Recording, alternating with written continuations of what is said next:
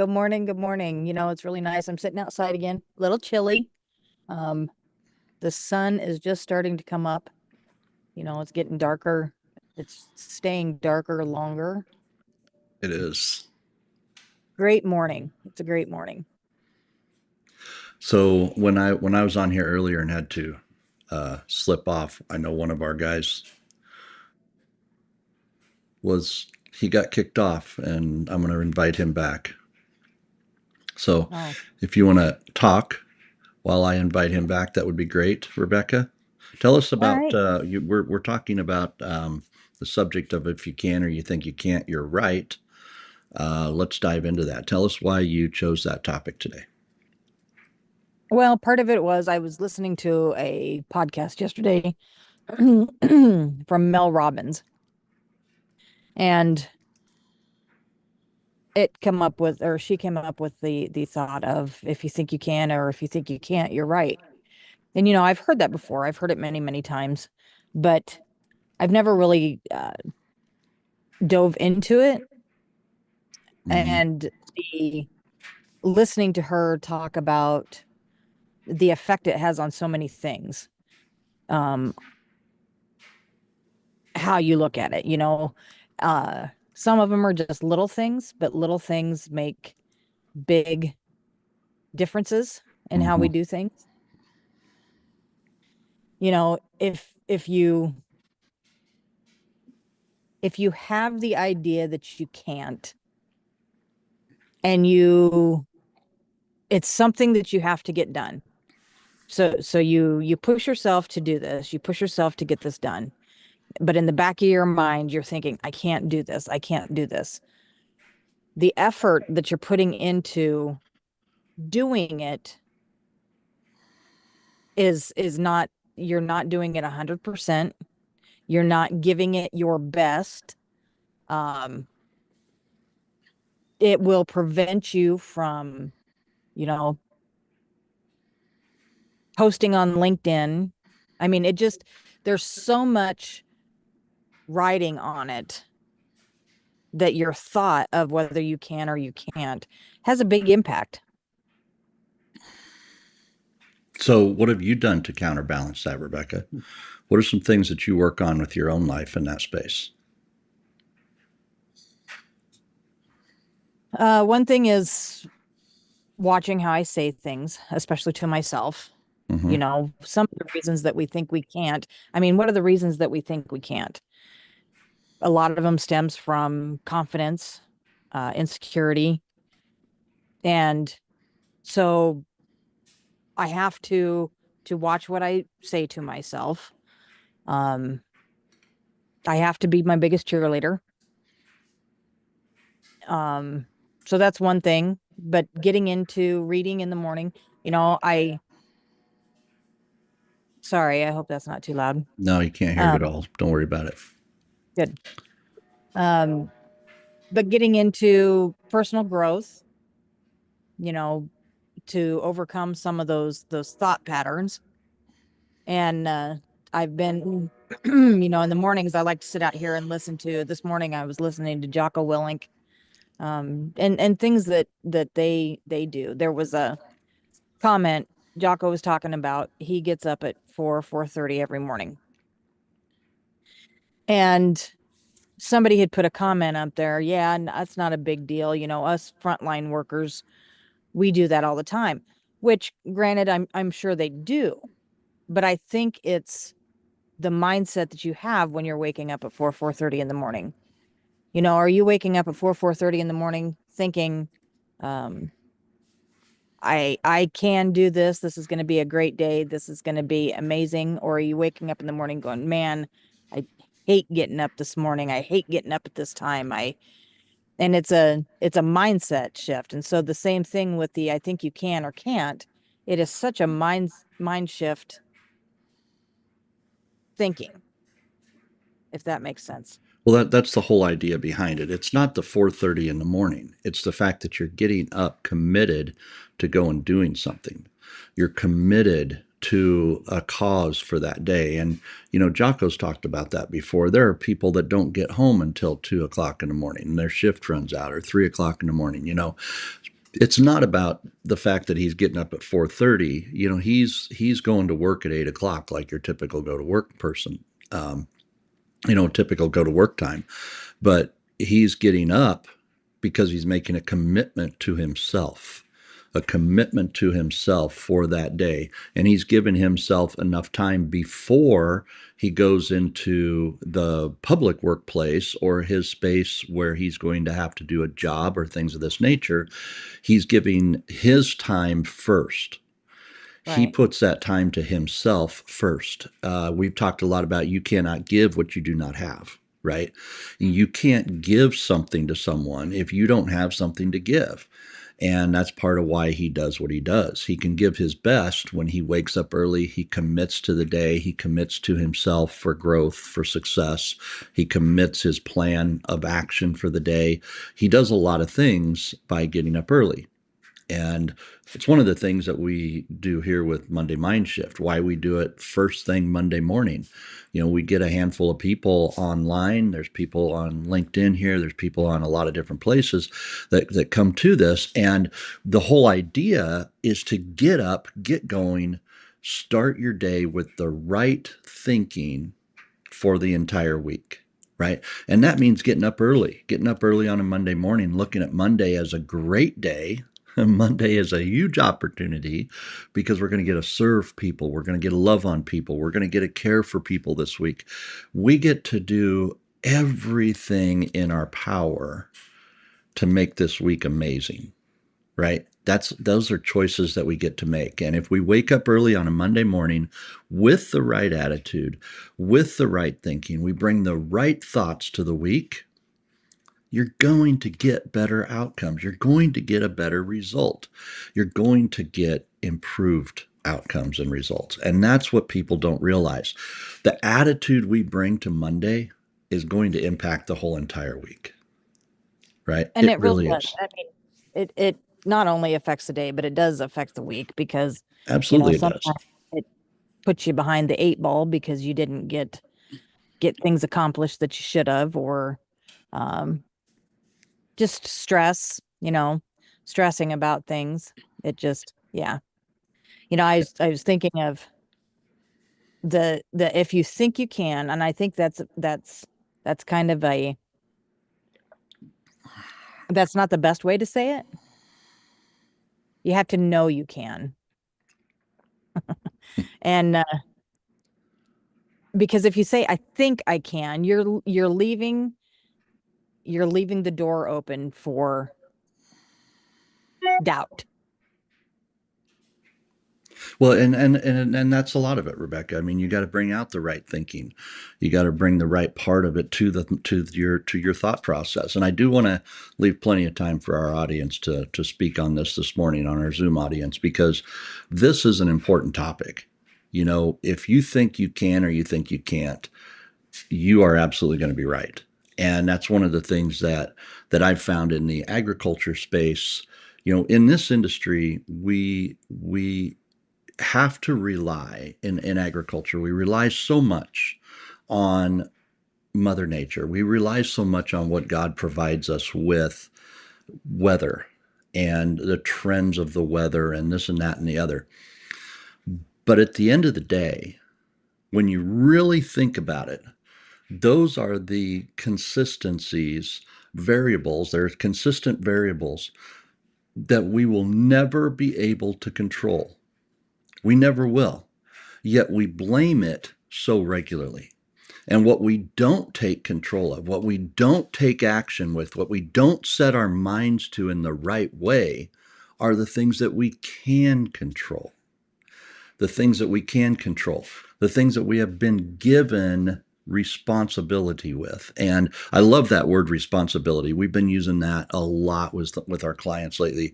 The ability to respond, not react. Why don't they call it reactability? Well, because it doesn't make sense. Responsibility, your ability to respond is a very positive component if you understand what you're actually dealing with. And that starts with a positive mindset. It starts with taking on anything that happens around us and saying, hey, that impacted my results in a positive or in a negative way. What is my responsibility for the next step? What is my responsibility to do next? And that is part of what we have to bring to the table with the whole idea of I think I can or I can't.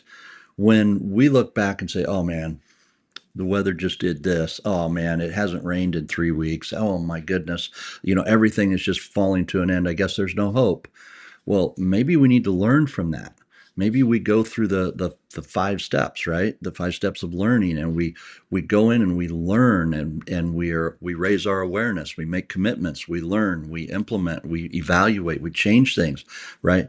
We do something in our control, and that's the most important thing, because that's what's going to give you the mindset of success. That's what's going to give you the mindset that says, I don't care what gets thrown at me. I don't care what happens out of my control. I'm going to take it on within my control. And I believe that I can. I know I can. I know I can make a difference. And when you go out there and you take that approach, I can promise you, you will find a way to make it positive. You'll find a way to make it good. Does that make Well, and sense? it does. And it's one thing, you have to have the mindset of I can do this. I mean, that's the number one step. Because after that, I mean, you can't just say it and sit there and go, okay, well, I said I can do this, and now I just got to sit back and wait and see what happens. And that's not how that works. Right. Because you can do it, but you have to do it. I mean, you have to do the things that you have to do to accomplish that. It's you can't just sit back and expect miracles to just pop out here and there and take over the things that you say you can do. You have to go out and do it. Sometimes it's hard. Sometimes it's very, very hard work, and it's intentional every day. I mean, it is intentional to do to Excuse me. the way you look at things, the way that you see things. For me, talking to myself, I have to be intentional doing it, because if I don't, I slowly fall back into that other pattern. And it's intentional. If you say that you can do this, but once in a while, because you're going to have thoughts pop up every once in a while. But if you dwell on them, if you live there, that's when it starts being bad. So you have to be intentional. Yep. Yep. No, very much so. By the way, I just got a notice that our LinkedIn live stream quit. So we apologize to anyone watching on LinkedIn. I don't know why LinkedIn dropped us, but it did. So Well, anyway, if it nobody watching us on LinkedIn can see us anyway. So what's that? I said if it quit, nobody on LinkedIn can see us anyway. Well, So that's if you're true. apologizing to them, they can't hear it. But I think I can. I think I can. I can get a message out. They can watch the video later. All right. So anyway, it's one of those things. Rebecca, now I've lost my train of thought thanks to that. But at the end of the day, this is one of those subjects. It's one of those subjects that is hard for people to grasp. Right. So let's have some. We've got some Zoom attendees this morning. Let's take some time and get some feedback from our Zoom attendees. Who would like to step in and share some thoughts first? Love to hear from you guys. Hey, good morning, guys. Good Hey, good morning. morning, David. How are you? Pretty good. Yeah, I see this one as well, I'm a bit of a sports nut, but I also played a lot of sport and love watching it, but I love playing it. And um, that whether you think you can or you think you can't, you're right, is just applies to sport so much. Mhm. If you think you can win it, or sorry, if you don't think you can win, then you never will. It's all about mindset, and you can have two teams come together of equal skill or even one of lesser skill, and they'll win if they put their mind to it. And um, yeah, we've played on teams. I'm a team sport player. I grew up playing rugby, which is you need everyone to fire. But a champion team will beat a team full of champions, like an all-star team, every day of the week, because it's about working together. Mm-hmm. And to work together, you've got to have a belief in the next guy. And so Mm-hmm. you've got to believe that he's going to cover you, and you've got to believe that you're going to cover him. And yeah, it's absolutely a mindset thing, and which makes it so much fun to play. So that's kind of my analogy. How I mean, obviously with sport, sorry, with business, it's the same thing, but that's well, it may be individual, it may be a team. It could be either, but yeah, Yep. it's you've got to visualize that victory as well. You got to see it Oh, in your mind what it looks like to win and where you see yourself. You've got to if you can't visualize that, then it's very hard to. I mean, that's if you yeah if you can't see the victory, then you can't. It's kind of admitting that you can't. You think you can't, right. Absolutely. and if you think you can, then you will see what that looks like.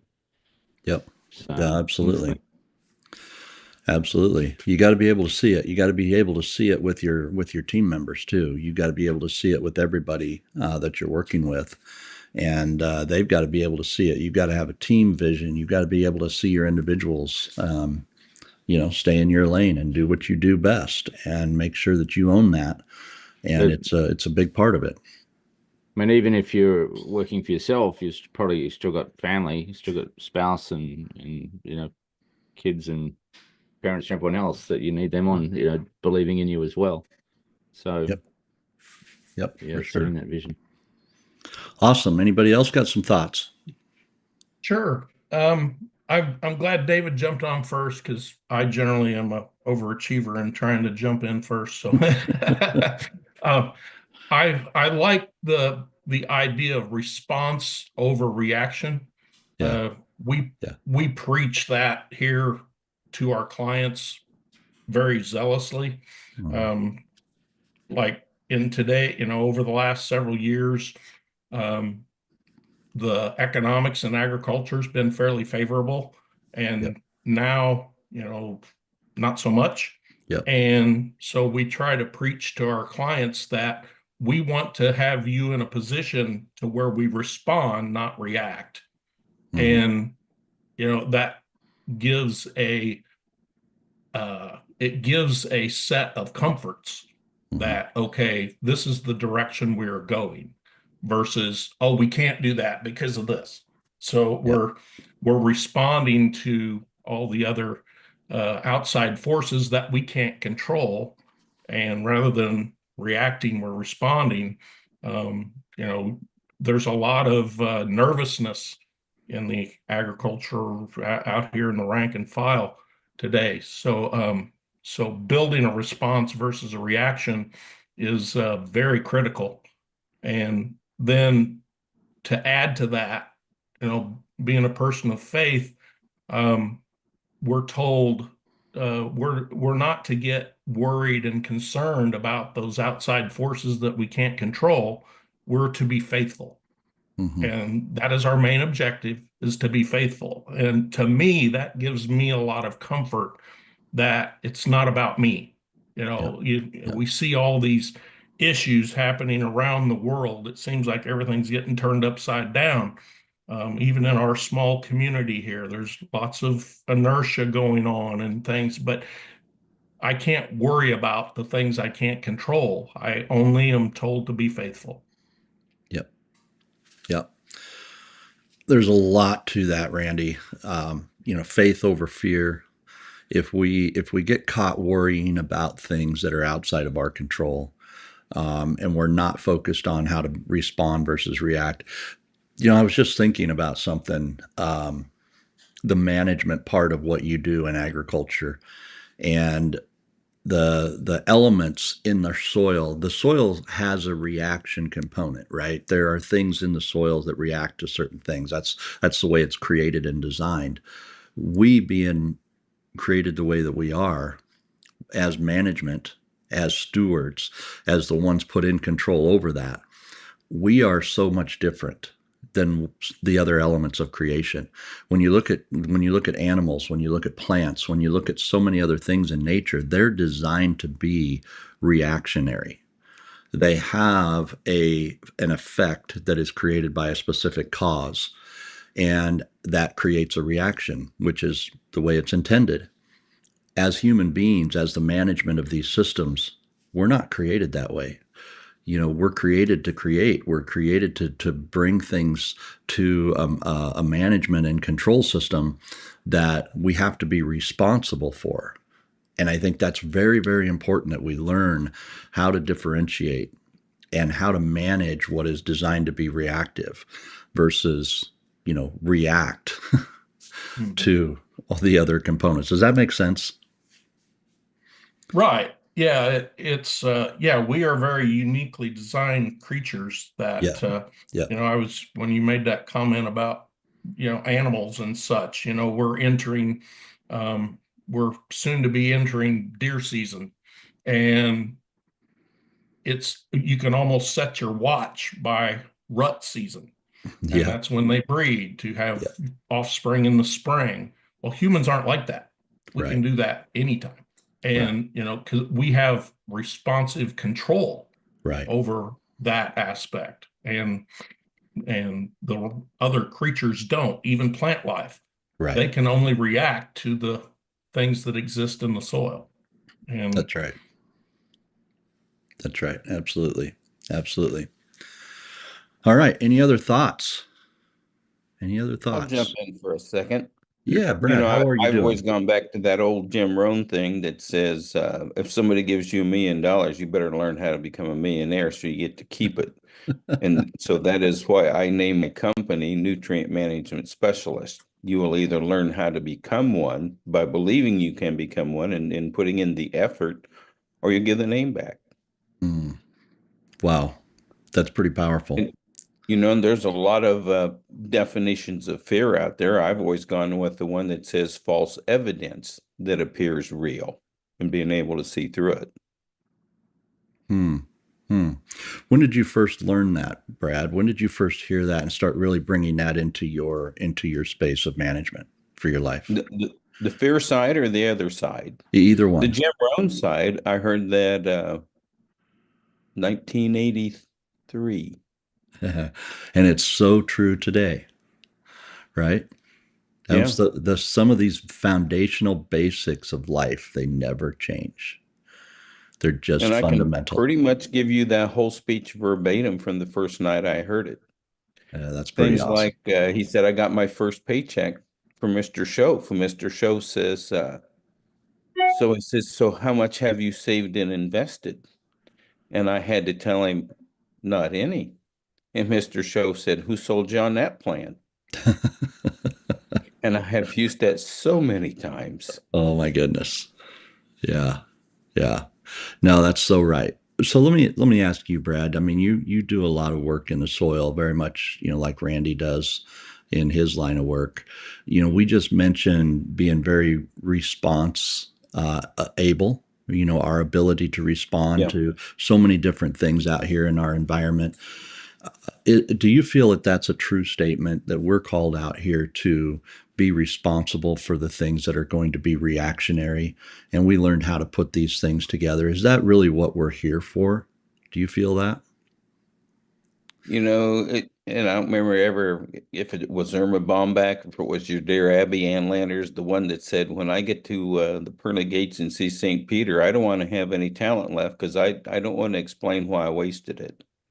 Oh, that's Well, good. That's good. if our purpose then is to replicate ourselves and to teach and to train, and to him much was given, much is required, that's where the teaching aspect comes from. That's from saying all the people that have fit into us over our lifespan.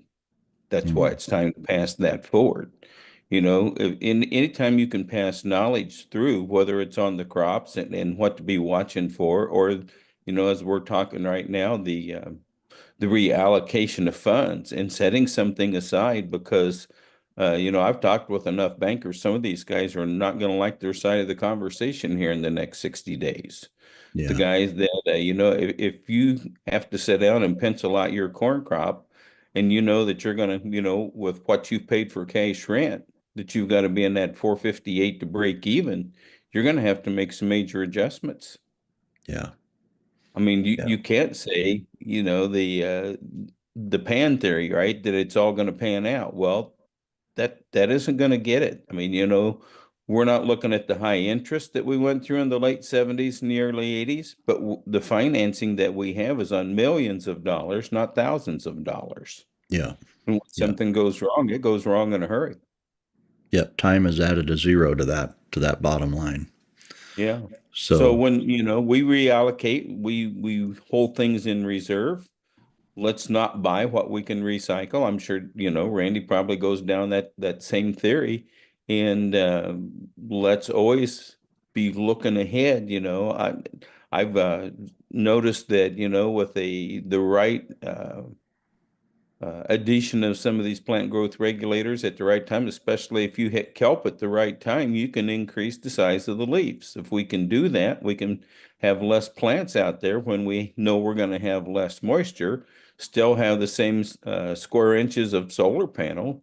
So we're going to protect the water that's in there so it doesn't evaporate on us. We're going to keep the herbicides from burning off. We're not going to be supporting as many stalks so we can have a better chance of having full-size ears or larger beans mhm. or plumper berries on our wheat or whatever it is we're trying to accomplish.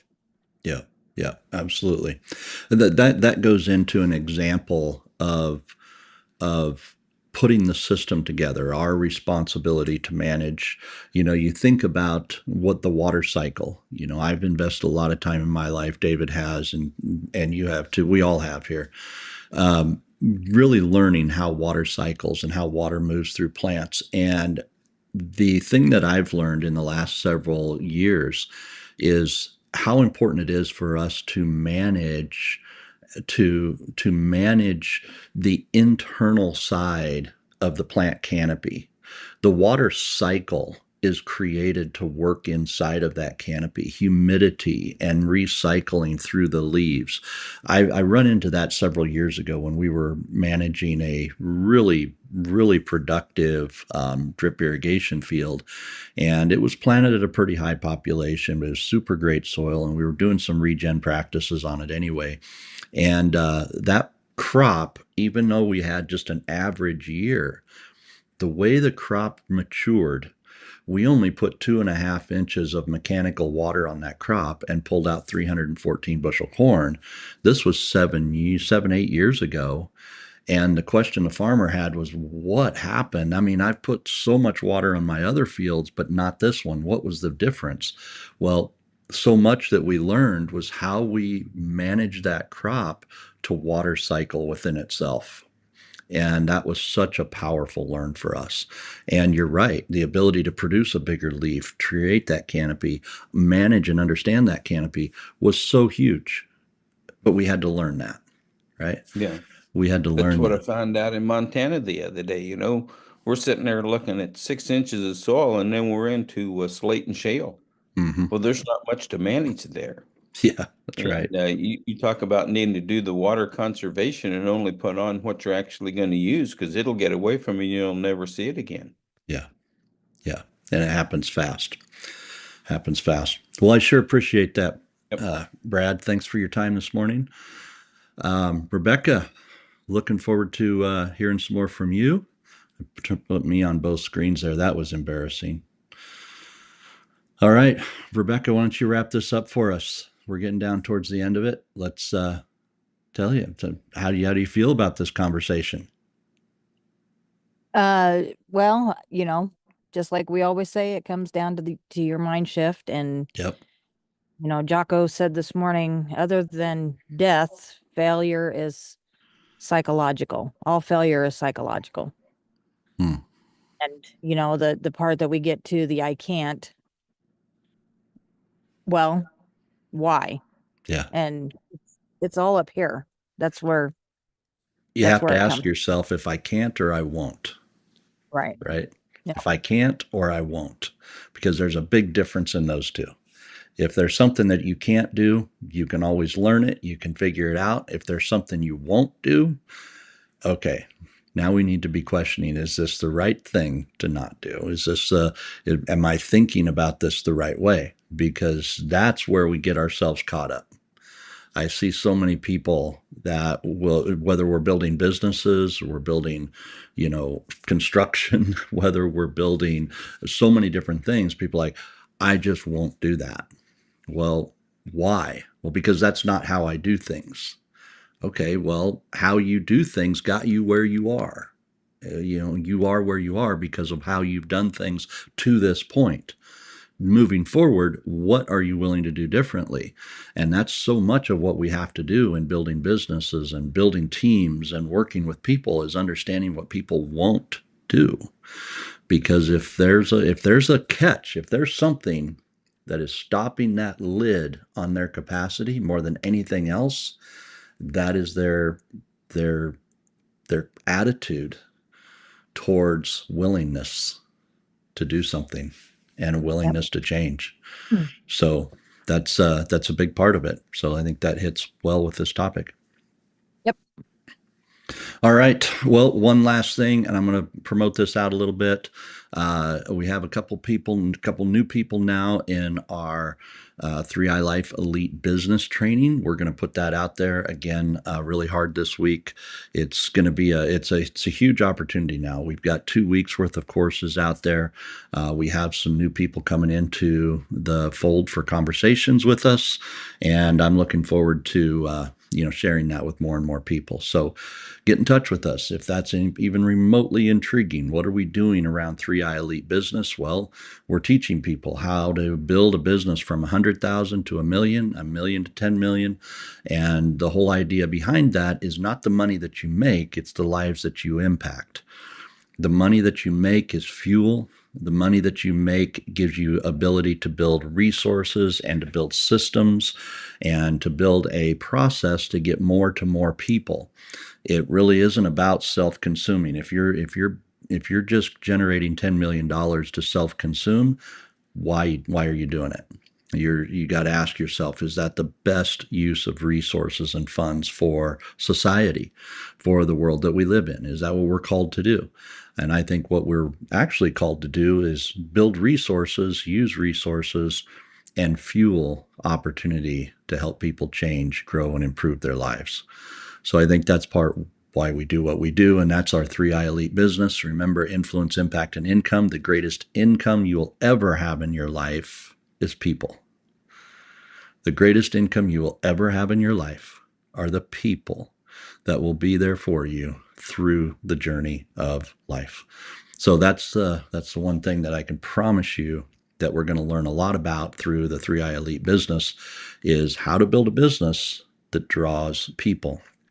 And that's what we want to be able to really, really focus on. So be watching that, reach out to us, and let's get connected.